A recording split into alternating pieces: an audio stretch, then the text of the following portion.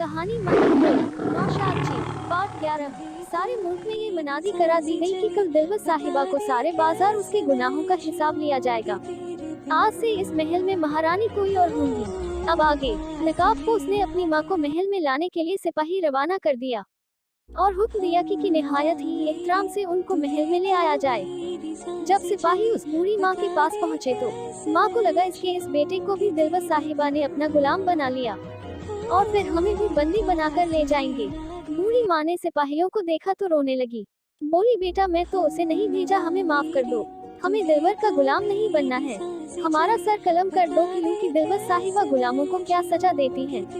हमें मालूम है, हमें मौत मंजूर है पर उसकी गुलामी नहीं। तभी एक सिपाही ने आकर माँ का हाथ चूम लिया और फिर बोला, माँ तेरे बेटे ने दिलवत साहिबा को ही गुलाम बनाकर कैद कर लिया है। जो कल तक सजा दूसरों को देती थी, आज वो खुद सजावार है। कल सुबह को राजकुमारी का सर कलम कर दिया जाएगा। ये सुनकर बूढ़ी माँ बहुत ही खुश हुई और सिपाही के साथ महल को रवाना हुई। महल में दाखिल होकर देखा नकाबपोश तख्त पर बैठा गुलामों की तकलीफें सुन रहा था। जब माँ को देखा तो दौड़कर माँ को गले लगा लिया और कहा, माँ आप आज से इस महल की रानी है। आप जो चाहे उस कातिल हसीना को सजा की हुक्म सुना दे। आपकी हुक्म की तामील होगी। जल्लादों को हुक्म दिया कि उस जालिम दिलवत साहिबा को दरबार में हाजिर किया जाए। जल्द ही दिलवत साहिबा को दरबार में हाजिर किया गया। नकाबपोश ने कहा, दिलवत साहिबा क्या तुम्हें अपना गुनाह कबूल है? दिलवत साहिबा ने अपना सर नकाबपोश के कदमों में रख दिया और बोली, मेरे आका, आपका हर इल्जाम हमें कबूल है। मैं अपने सारे गुनाह कबूल करती हूँ। आपको अख्तियार है कि हमारा सर कलम कर दे। हम आपको अपना खून माफ करती हूँ मेरे आका। नकाबपोश ने कहा, माँ आप इसको सजा सुनाएं, क्योंकि यह आपके बेटे का कातिल है। आप इसे सजाए मौत की सजा दे।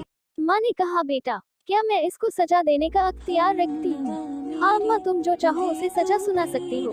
तो ठीक है बेटा, झुके हुए और कटे हुए सर में कोई फर्क नहीं होता।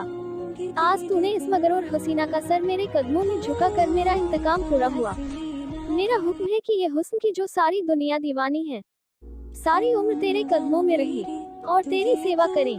जब तेरे पाँव को अपने हाथों से दबाया करेगी तो ये देखकर मेरे दिल को राहत मिलेगी, क्योंकि जिसने मेरे बेटे का सर कलम किया आज दूसरे बेटे की दासी है। जो कल तक किसी और पर हुक्म चलाती थी, आज वो किसी और का हुक्म मानने को मजबूर है। इससे बड़ी सजा क्या होगी इसके लिए? दिलवत साहिबा ने माँ के कदमों में जा गिरी और रो रो कर उसके पाँव अपने आंसू से धो डाला और कहा, माँ मैं सारी उम्र आपकी गुलामी करूंगी। कल किस पे मेहरबान हो जाए। तुम अपने आस पे इतना गरूर मत करना। कल जिस महल की राजकुमारी थी और आज उस महल में किसी और के रहमो करम पे है, उसका सर कब कलम कर दिया जाए। माँ ने अपने बेटे का सर चूम कर बहुत सारी दुआएं दिया, खुदा तुम्हारे सारे आरज़ू पूरी करे। माँ ने कहा, बेटा दिलवत साहिबा से निकाह कर लो और सारी उम्र के लिए इसे अपना हम सफर बना लो। नहीं माँ, मैं किसी भी खुशी को अपनी जिंदगी में नहीं ला सकता जब तक हमारे महाराज नूरा की आंखें वापस नहीं मिल जाती। मेरे लिए सारी दुनिया की खुशी हराम है। माँ, कहीं उस महाराज नूरा की बात तो नहीं कर रहे हो जिसे अपने ही राजकुमार को देखने से उनकी आंखें अंधी हो गई थी?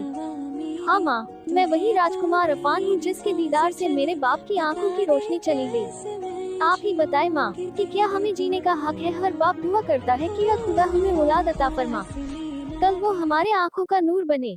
मैं कैसा बदनसीब औलाद हूँ कि अपने ही बाप को उनके आंखों को बेनूर कर दिया। इतना कहकर राजकुमार जोर जोर से रोने लगा। मेरी क्या खता थी माँ कि मेरे ही भाइयों ने मुझे कत्ल कर देने का हुक्म सादिर कर दिया था। माँ, उस गुनाह की सजा सुनाई गई जिस गुनाह का हमें इल्म ही नहीं था। माँ, तो फिर जल्लादों के होंठों से तुम्हारा कत्ल क्यों नहीं हुआ?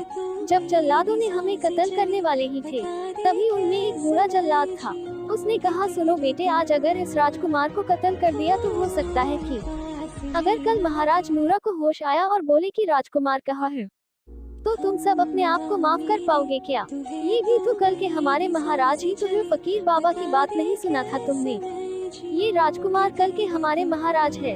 इन्हें छोड़ दो और किसी जानवर को मारकर उसके खून से लथपथ कपड़े राजकुमारों को दिखा देंगे।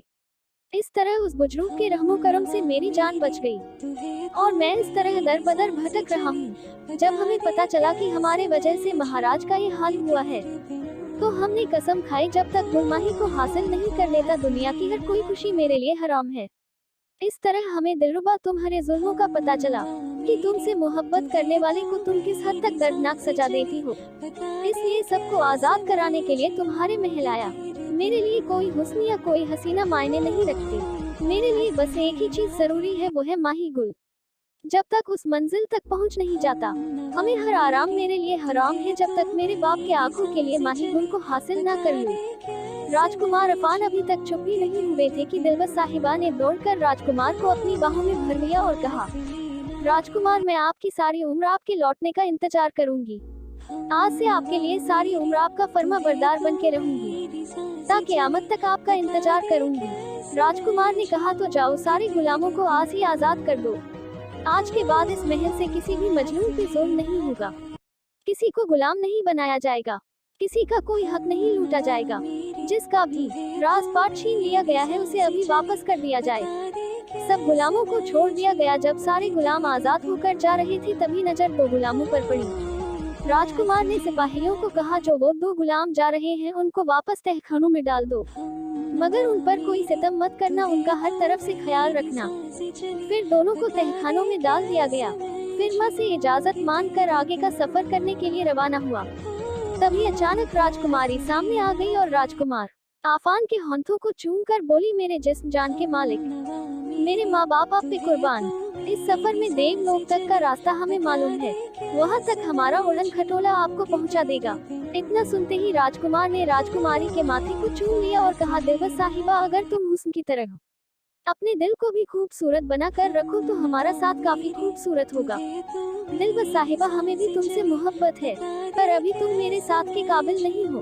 तुम खुद को अपने गुनाहों से पाक करो, आगे तुम सबको खुदा सलामत रखे। फिर राजकुमार राजकुमारी के उड़न खटोले पर सवार होकर आगे सफर के लिए रवाना हो गया।